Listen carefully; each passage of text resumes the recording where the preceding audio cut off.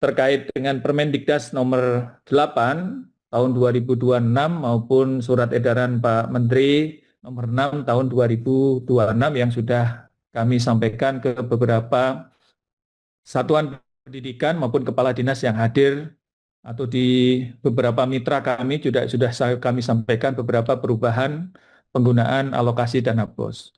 Nah, Bapak Ibu sekalian yang saya hormati, pokok-pokok perubahan kebijakan dana BOS tahun 2026 berdasarkan Permendikdasmen nomor 8 tahun 2026, BOS reguler itu kami akan melakukan penyesuaian lagi terkait dengan penggunaan dana untuk buku dan honor, terutama di jenjang PAUD.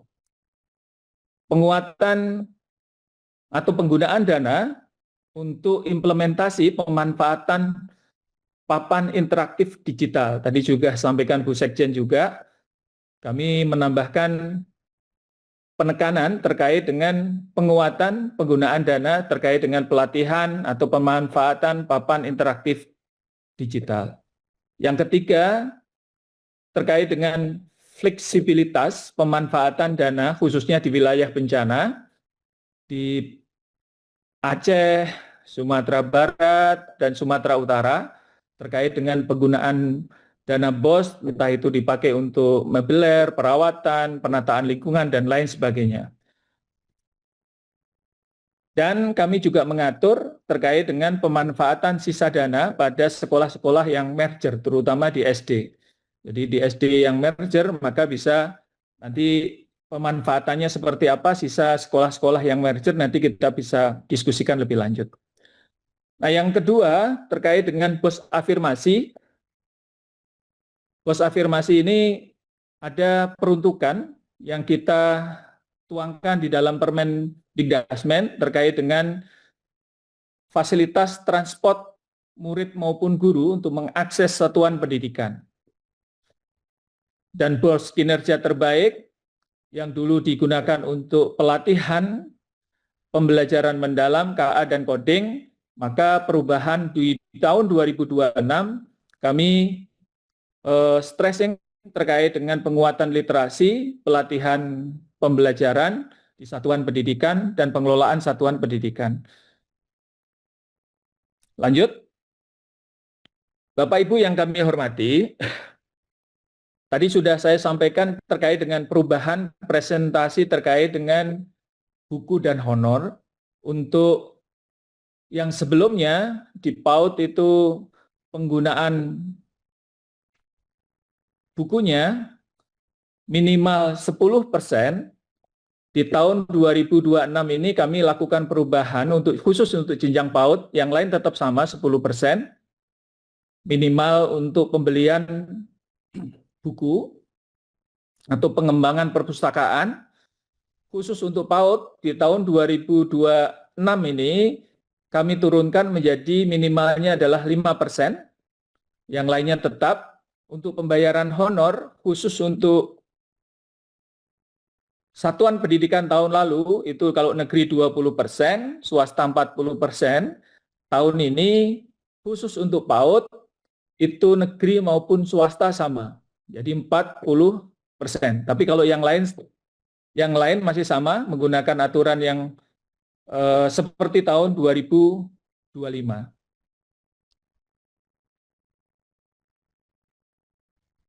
Nah, ini yang BOS kinerja terbaik yang tahun lalu digunakan untuk pembelajaran mendalam atau kegiatan pembelajaran KA dan coding.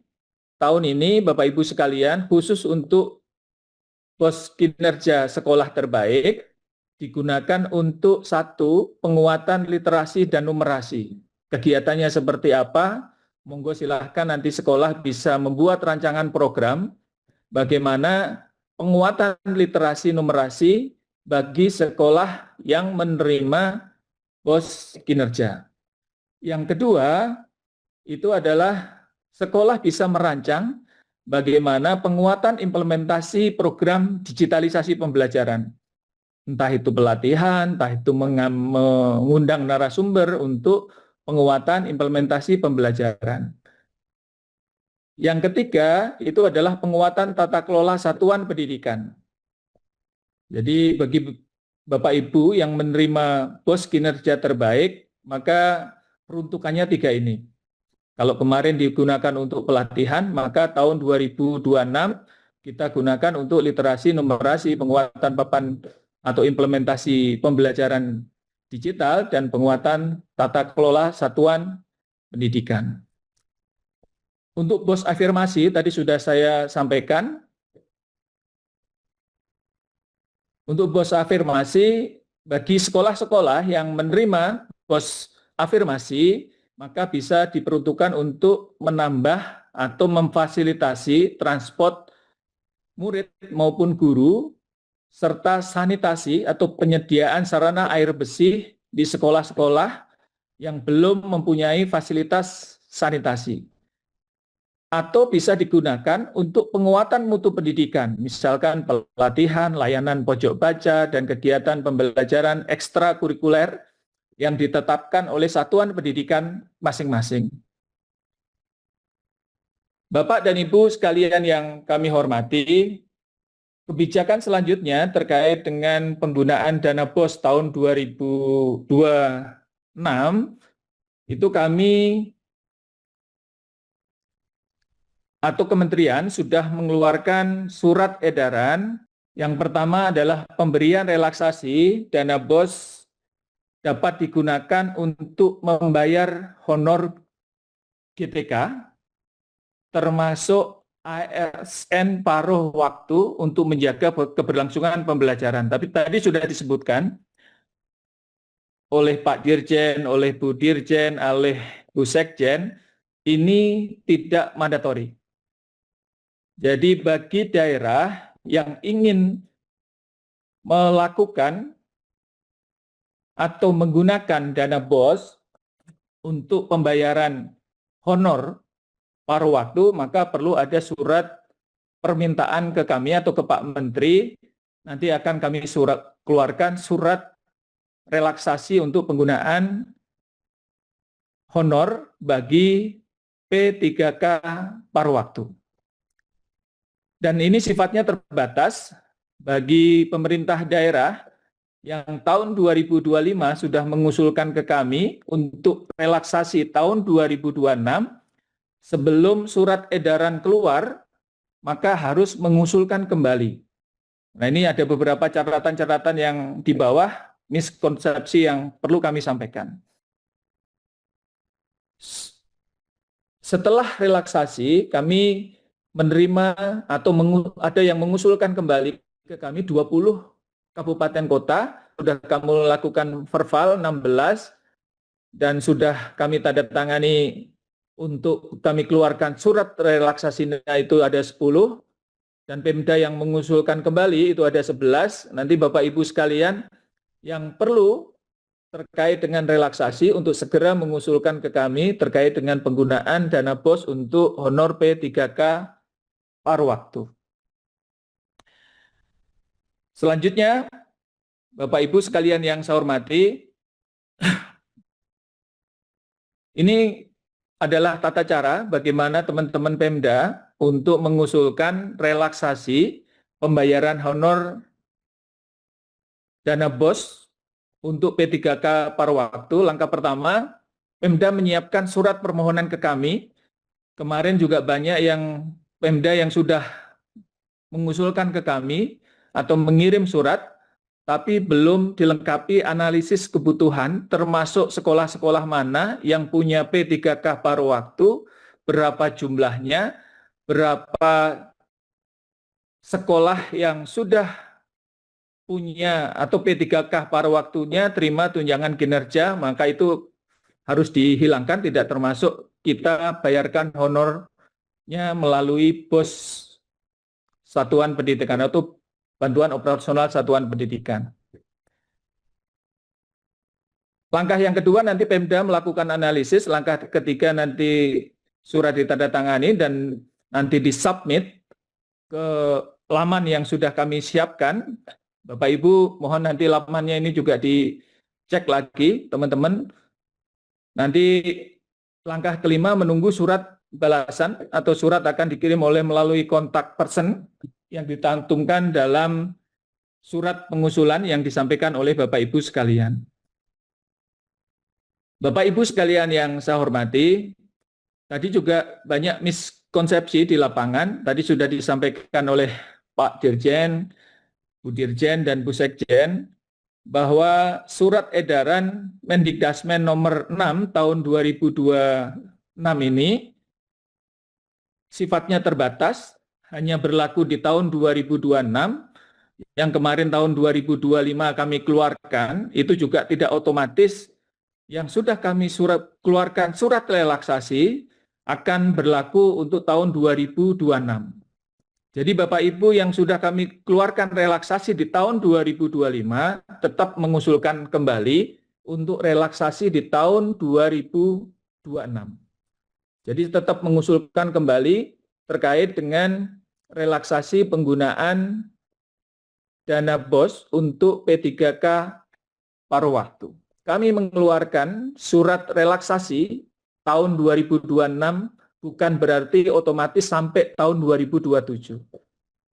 Dan nanti untuk tahun 2027, Bapak Ibu mohon siap-siap mengalokasikan anggaran bagi teman-teman kita P3K maupun P3K paruh waktu terkait dengan honor dan tunjangannya. Miskonsepsi yang ketiga, bahwa ASN paruh waktu yang telah menerima tunjangan profesi guru itu tidak bisa menerima honor bulanan dari dana BOS. Karena di lapangan muncul informasi bahwa ASN paruh waktu yang sudah mendapatkan tunjangan profesi guru dapat menerima honor bulanan dari BOS. Nah, ini kami sampaikan, kami hanya mengakomodasi berdasarkan usulan relaksasi untuk ASN paruh waktu yang belum menerima tunjangan profesi guru. Ya. Jadi yang sudah menerima tunjangan, kami tidak akomodir di dalam relaksasi yang kami keluarkan. Selanjutnya Bapak Ibu sekalian, ini mungkin yang terakhir, teman-teman Pemda memiliki peran yang strategis terkait dengan pengelolaan dana BOS, mulai dari pendataan, perencanaan, pelaksanaan, hingga pelaporan. Tadi sudah disampaikan oleh